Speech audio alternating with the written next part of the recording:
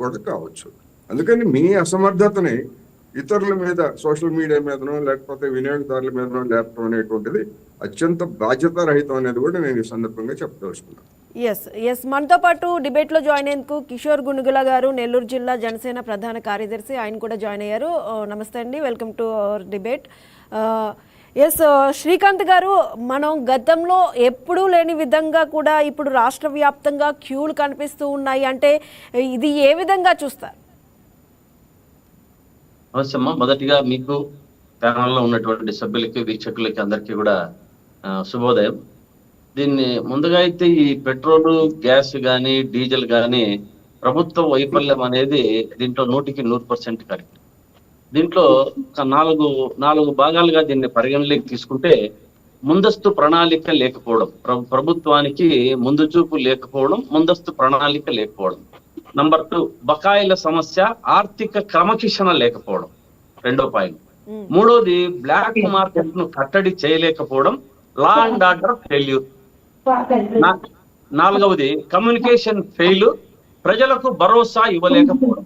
వీళ్ళకు ఇన్ని రోజుల నుంచి జరుగుతున్నా కూడా ప్రజలకు భరోసా ఇవ్వలేకపోయారు.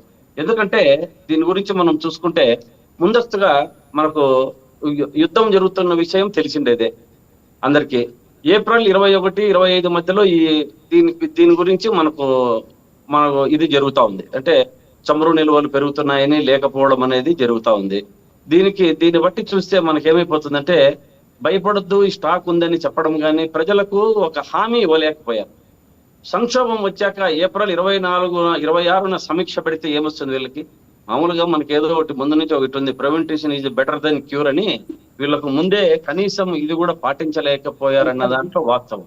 కానీ ఇంకా దీన్ని మనం ముందుకు తీసుకుని వెళ్ళిపోతే, గతం ప్రభుత్వం, ఇంకా చంద్రబాబు నాయుడు గారు కానీ, ఇంకా లోకేష్ బాబు గారు కానీ బయటకు వస్తే, ఇది గత ప్రభుత్వం తప్పితం వల్లనే ఏపీలో డీజిల్, గ్యాస్ కొరత కారణం అనేది ఇంకా రేపు మర్నాడు బయటకు వచ్చి వాళ్ళు చెప్పే అంశాలు ఇదే, ఈ కూటమి వాళ్ళు.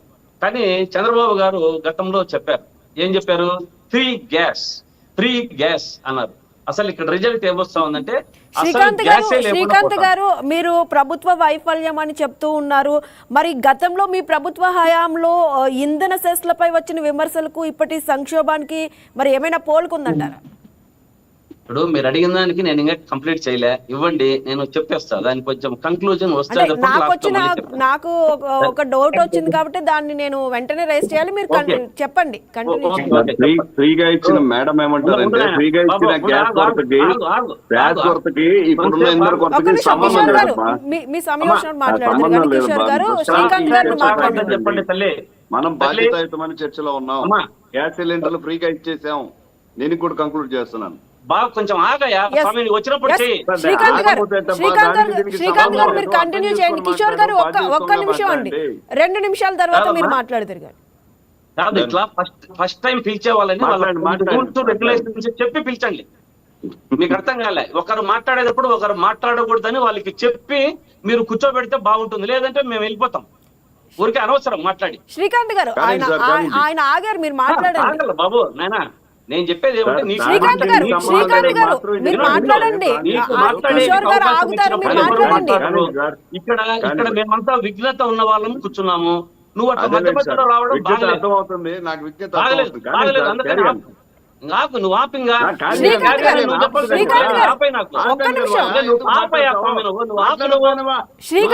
ఆపిన తర్వాత మీరు మళ్ళీ అలా అనొద్దు. కిషోర్ గారు ఆపుతారు. శ్రీకాంత్ గారు మీరు చెప్పండి, మీరు చెప్పాల్సింది. శ్రీకాంత్ గారు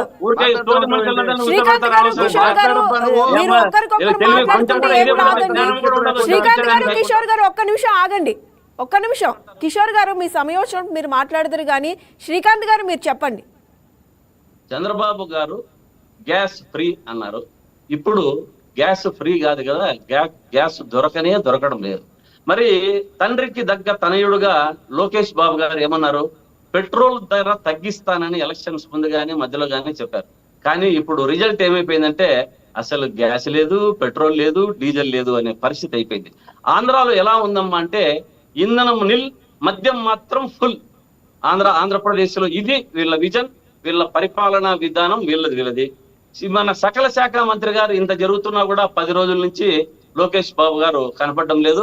సరే ఇంకా జనసేన అధ్యక్షులు గారు పవన్ కళ్యాణ్ గారు 10 రోజుల నుండి వాళ్ళకి ఆరోగ్యం బాగలేదన్నారు. మన వాళ్ళ హాస్పిటల్లో ఉన్న మాత్రం విదితమే. ఇంత జరుగుతున్నా కూడా మిగతా మంత్రులంతా విహారయాత్రలు చేస్తున్నారు.